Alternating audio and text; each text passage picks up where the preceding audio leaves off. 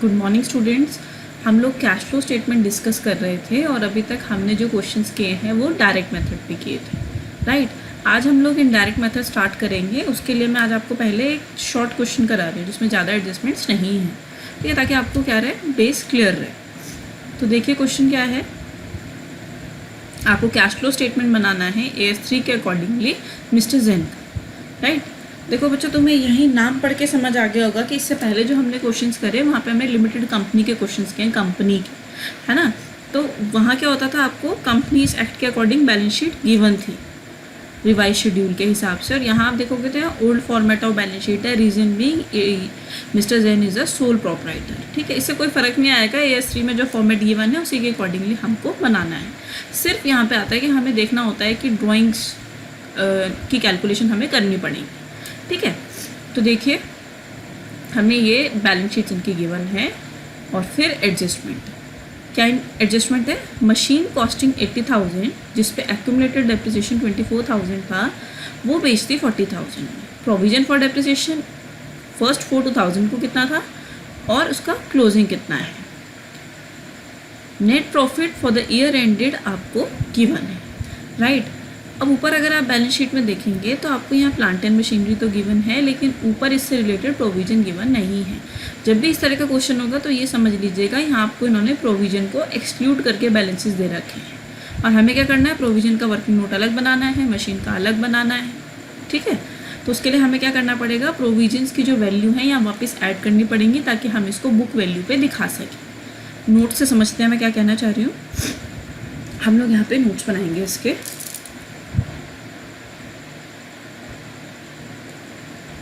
ठीक है।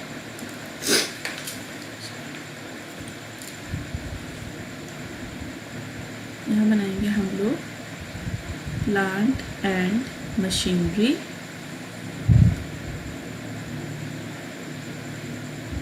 Then provision for debt, ठीक है। सबसे पहले बैलेंसेस देखते हैं कितने हैं। प्लांट एंड मशीनरी का ओपनिंग बैलेंस 640 और 440। तो यहाँ हम दिखाएंगे to balance brought down 6,40,000 by balance carried down 4,40,000, ठीक है। प्रोविजन का देखिए, by balance brought down to balance carried down. Provision का बैलेंस हमें गिवन है नीचे, दैट इज 2,03,20, 2,03,20, 2,00,000 इसकी वैल्यू मैं ऊपर लिख लेती हूँ, रीजन बीइंग अगर कैलकुलेशन टोटल करेंगे तो वहाँ प्रॉब्लम आएगी, ठीक है। तो बच्चों देखो, मैंने भी क्या बताया था कि प्रोविजन के बैलेंसेस ऊपर नहीं है तो हम इसको बुक वैल्यू में लाने के लिए इसमें प्रोविजन ऐड करना है। दिस इज ओपनिंग बैलेंस और इसका ओपनिंग कितना है, 2,00,000। तो यानी कि मशीन का ओपनिंग बैलेंस कितना था, 8,40,000, ठीक है। और इसका कितना था क्लोजिंग बैलेंस,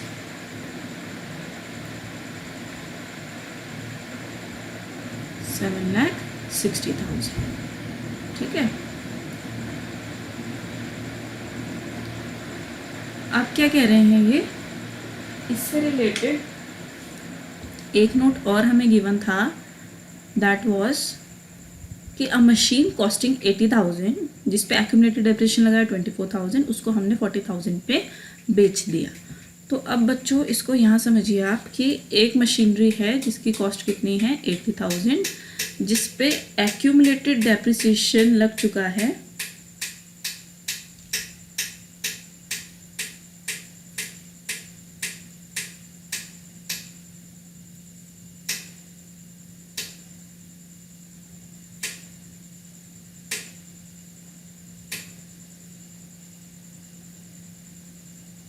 जिस पे एक्यूमुलेटेड डेप्रिसिएशन लग चुका है 24,000 का, यानी आफ्टर डेप्रिसिएशन इसकी वैल्यू कितनी है, 56,000, इस मशीन को हम 40,000 में बेच देते हैं, तो हमें कितने का नुकसान हुआ? 16,000 का।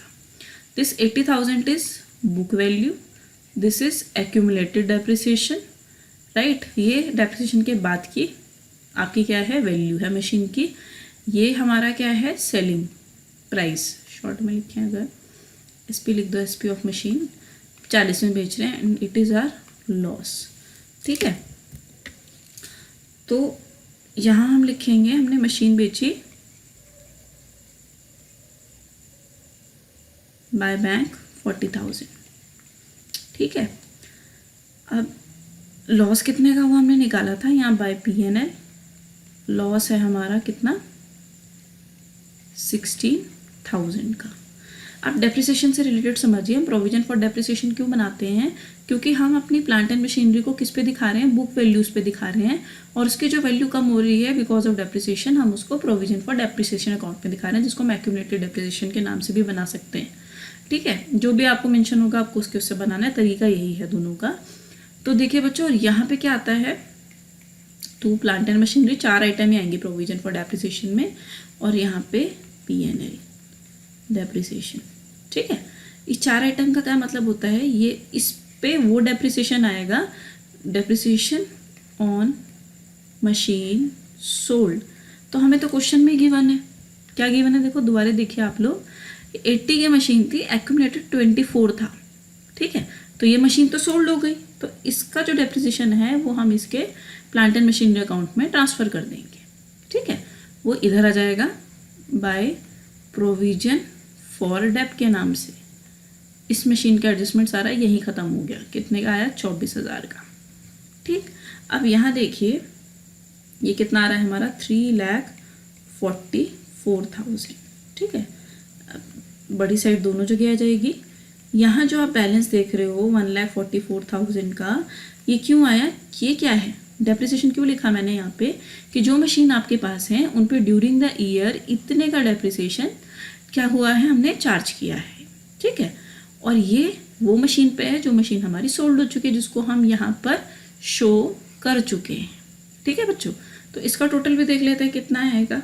840, और यहाँ पे 16, और ये आया हमारा कितना? 24 और 6 30, 40 40 80, 760 और 80, ये कितना है? 840, ठीक है। तो ये था हमारा प्लांट एंड मशीनरी और प्रोविजन फॉर डेप्रिसिएशन का अकाउंट। प्रोविजन फॉर डेप्रिसिएशन फिर बता दूं मैं, ओपनिंग बैलेंस और डेप्रिसिएशन इधर, क्लोजिंग बैलेंस आपके प्रोविजन का इधर आ जाएगा। फिर जो मशीन सोल्ड हुई है उसका डेप्रिसिएशन आप उसके अकाउंट में ट्रांसफ़र कर दोगे, और जो बैलेंसिंग फिगर होगा ये ड्यूरिंग द ईयर जो आपने डेप्रिसिएशन चार्ज किया है वो है, ठीक है। तो अब देखते हैं क्वेश्चन। इसके अलावा हमारे पास फिलहाल और कोई इन्फॉर्मेशन नहीं है। जैसा आप क्वेश्चन देख रहे हो आपको देखते समझ आएगा कि क्वेश्चन कैसे करना है, हमें इनडायरेक्ट मेथड से करना है, ठीक। तो स्टार्ट करते हैं। ये था वर्किंग नोट, यहाँ लिखेंगे हम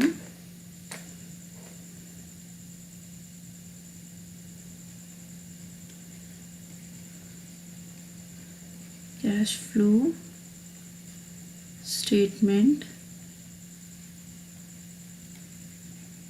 फॉर द ईयर एंडेड, ठीक है।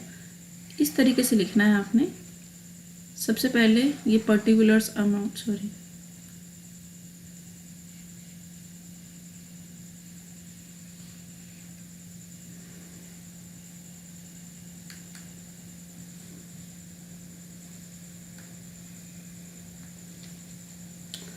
ये हमारा पर्टिकुलर्स, ये अमाउंट का कॉलम, ठीक है।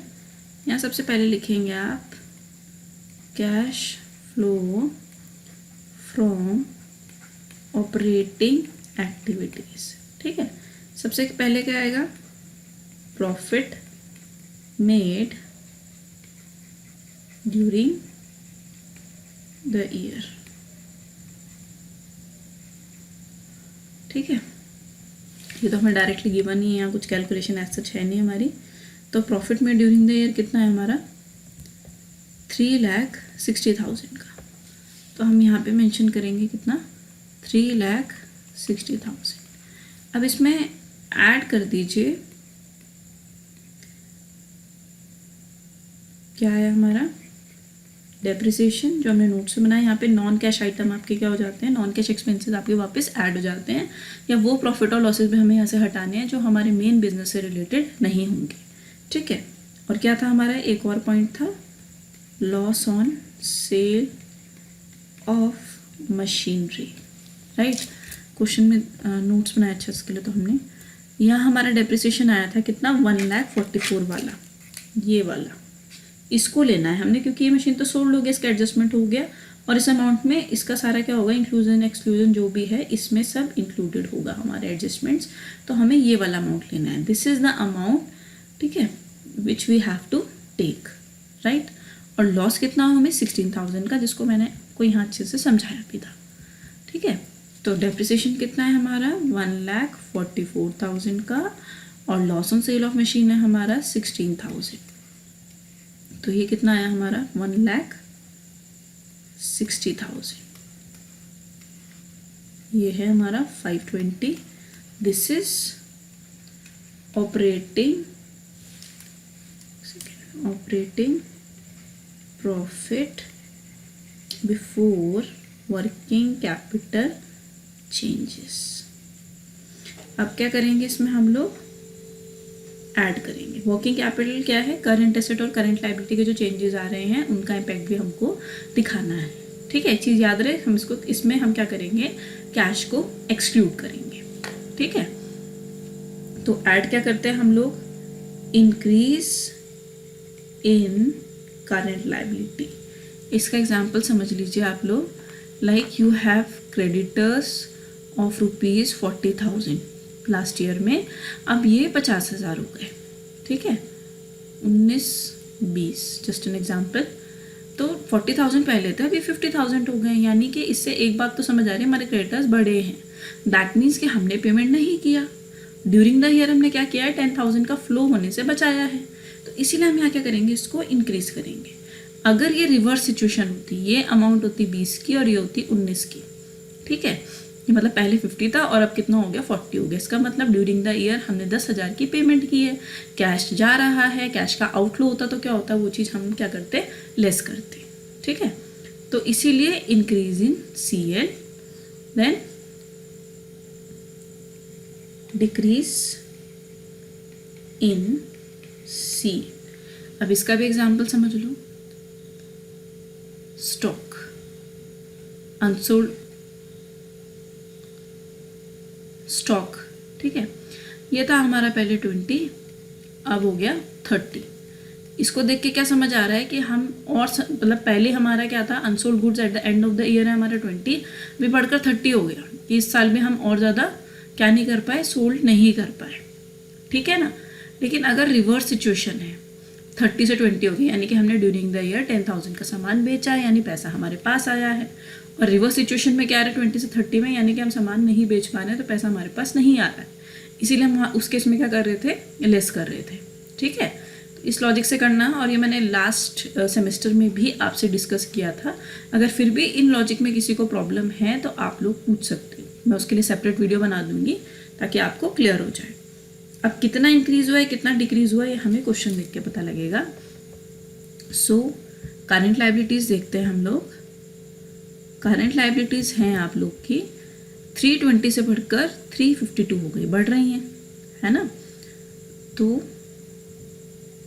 Increase in CL we have only one, that is trade payables. कितना था ये, 320 से 352, यानी 32।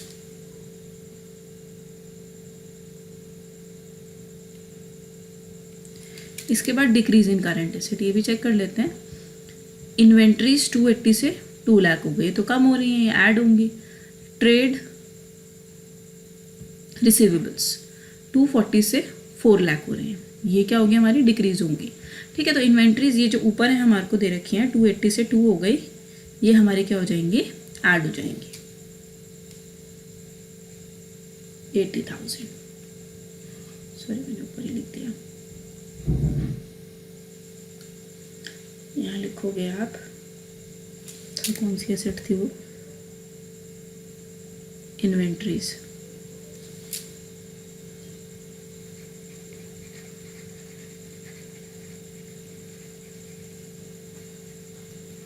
ये आ जाएगा आपका 1,12,000। इसको अगले उसमें कंटिन्यू करती हूँ मैं, अगले स्लाइड में।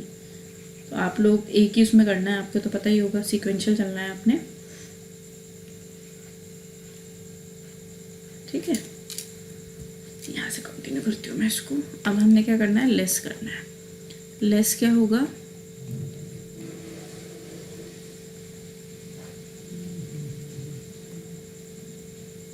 डिक्रीज इन करंट लायबिलिटी, कोई नहीं है इसमें, then increase in current asset, ठीक है। तो इसमें लायबिलिटी तो कोई थी नहीं हमारी,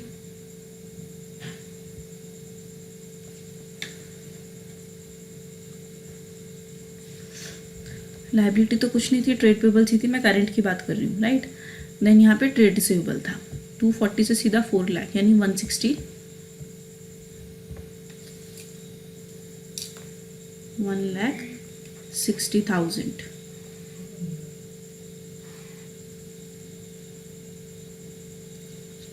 सिक्स थर्टी टू माइनस 1,60,000, तो ये आया हमारा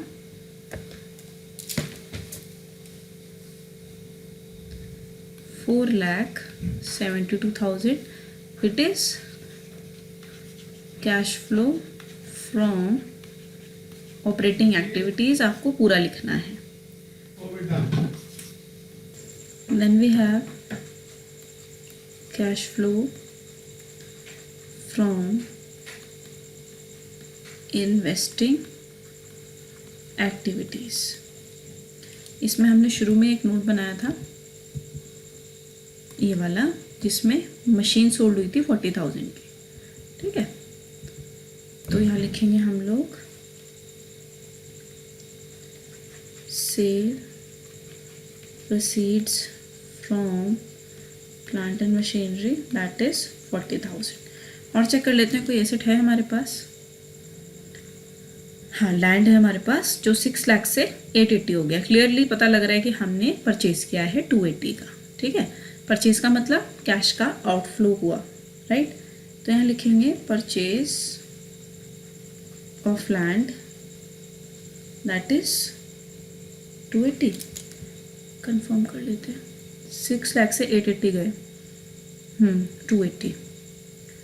तो यहाँ पे क्या आ जाएगा हमारा 280 नेगेटिव में, बिकॉज इट इज आउटफ्लो। तो 240 नेगेटिव में, इसका मतलब cash used in investing activities, right. Now last we have cash flow from financing activities, ठीक है। इसमें चेक करते हैं क्या क्या है हमारे पास।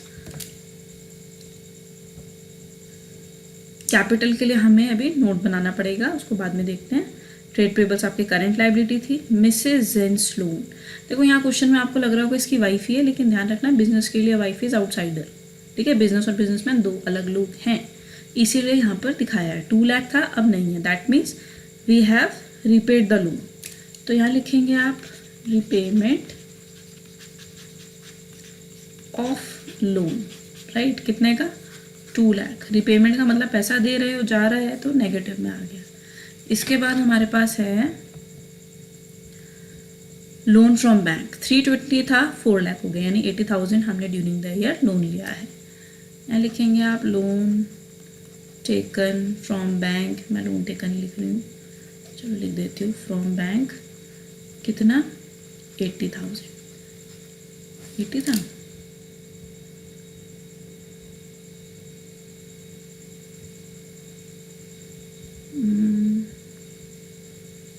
हम्म, 80,000 था ये। अब जो कैपिटल आपको गिवन है, इसके लिए हमें एक नोट बनाना पड़ेगा। नोट क्या, यहाँ पे लिखेंगे हम ओपनिंग कैपिटल। क्वेश्चन में आपको दिख ही रहा है कि इंटरेस्ट ऑन कैपिटल कुछ नहीं है, बस क्या है, प्रॉफिट है। तो देखते हैं इसकी ओपनिंग कैपिटल कितनी थी। ओपनिंग कैपिटल थी 10 लाख, प्रॉफिट था 360 का, ठीक है। तो 10 लाख इनकी कैपिटल, ड्यूरिंग द ईयर इनको प्रॉफिट मिला 3,60,000 का। तो कैपिटल कितनी होनी चाहिए थी क्लोजिंग इनकी, 13,60,000, जो कि 1360 ना होके कितनी है, 12,24,000, ठीक है। तो इतना डिफरेंस क्यों है, लेस क्लोजिंग, आपको बच्चों पूरा लिखना ही है।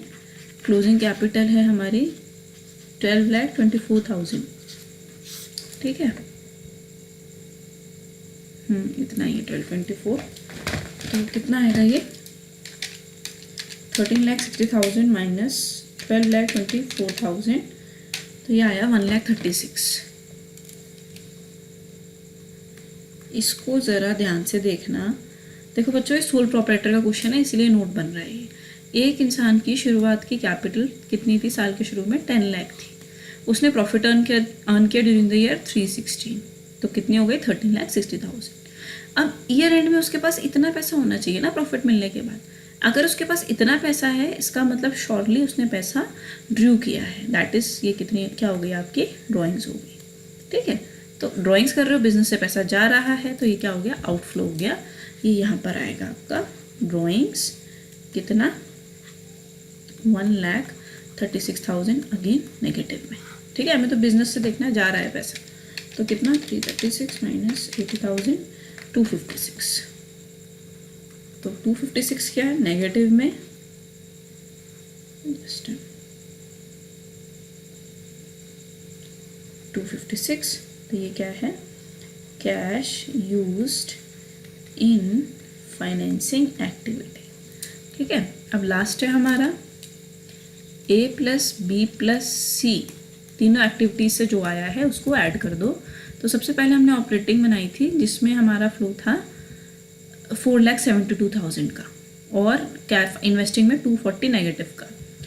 तो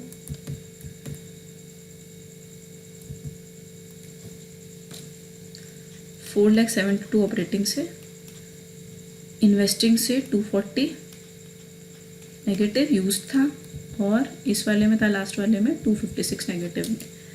तो यहाँ लिखेंगे आप 256, इन तीनों को ऐड कर दो, कितना आ रहा है, 4,72,000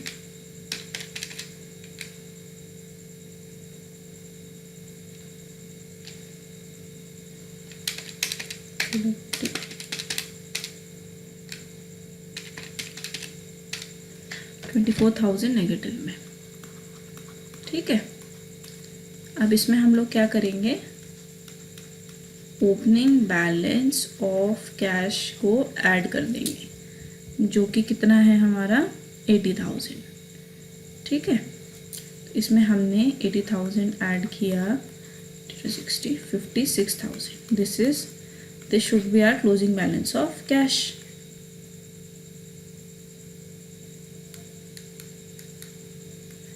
closing balance of cash check कर लेते हैं, 56, ठीक है। यानी कि हमने जो क्वेश्चन किया है वो बिल्कुल ठीक है, राइट। तो मैंने नोट्स के साथ आपको ये क्वेश्चन समझा दिया है, एक बार यहाँ भी देख लो आप लोग। ये सोल प्रोप्राइटर का क्वेश्चन है, ठीक है। डायरेक्ट इनडायरेक्ट मेथड से करना है आपने। प्रॉफिट आपको गिवन था, 2 नोट्स हमने बनाए जिससे हमें ये इन्फॉर्मेशन मिली। देन हमने क्या किया, वर्किंग कैपिटल चेंजेस का इम्पैक्ट दिखाया, मतलब करंट एसेट और करंट लायबिलिटी का। जिसको अभी जो मैंने लॉजिक कराया वो क्लियर नहीं हुआ, प्लीज़ आप क्वेरी रेज कर सकते हो, या फिर भी इसको शॉर्टकट के लिए आप क्या ऐसे याद कर सकते हो कि अगर करंट लायबिलिटीज़ का क्या होता है, डायरेक्ट, ठीक। करंट लायबिलिटीज़ अगर बढ़ रही है तो ऐड, और कम हो रही हैं तो लेस, ठीक है। करंट एसेट का रिवर्स है, अगर बढ़ रही हैं तो लेस और कम हो रही हैं तो ऐड, ऐसे भी आप याद रख सकते हो। और जो मैंने लॉजिक बताया उससे भी याद रख सकते हो। फिर भी कोई प्रॉब्लम आती है तो बेटा you can raise your query, right. और ये आपको यहाँ पे वर्किंग नोट्स भी समझाए हुए हैं, आप इससे भी देख सकते हो अगर इस बारे में प्रॉब्लम है। इसके बाद आपको जो भी कोई दिक्कत आएगी तो आप प्लीज़ कांटेक्ट करो, कैसे भी कर सकते हो, इधर बाय मेल कॉल कर सकते हो, व्हाट्सएप कर सकते हो, ठीक है बच्चों। और कोई चीज़ लगती है कि दोबारा समझानी है तो मुझे प्लीज़ बता देना, मैं उसके लिए दोबारा से आप लोग का ये क्वेश्चन सॉल्व कर दूँगी, राइट। चलो सी यू इन नेक्स्ट लेक्चर।